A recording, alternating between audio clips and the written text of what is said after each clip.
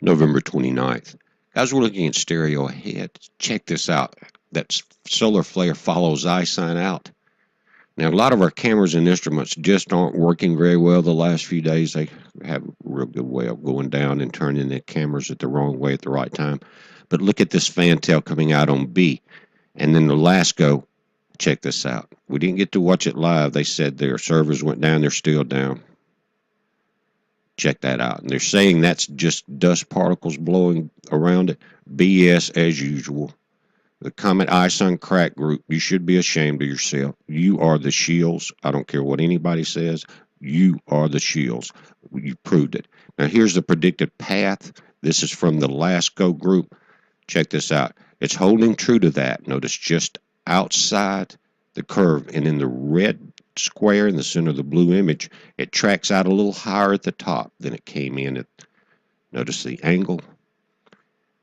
Same, comes in a little sharper, then goes out at the top. It's going to start curving. You'll see that probably in about 6 or 8 hours, we'll start to see more definite curve back over Earth.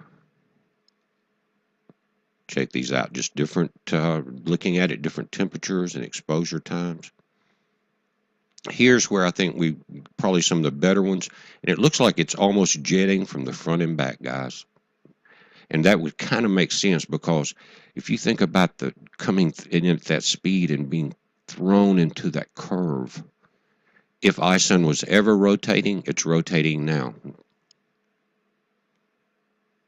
Check that out. And it must have a lot of metal in the core because it did. I think if it had been mostly rock, then it would have been debris.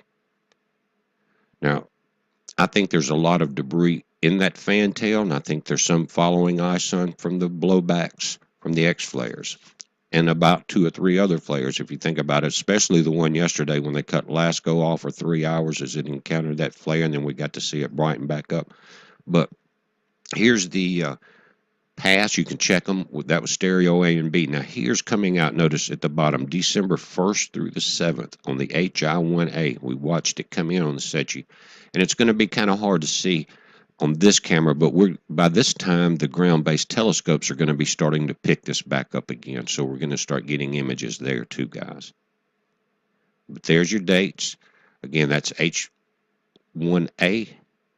And so far, it has held the path that was predicted in the JPL models. Heads up, be safe.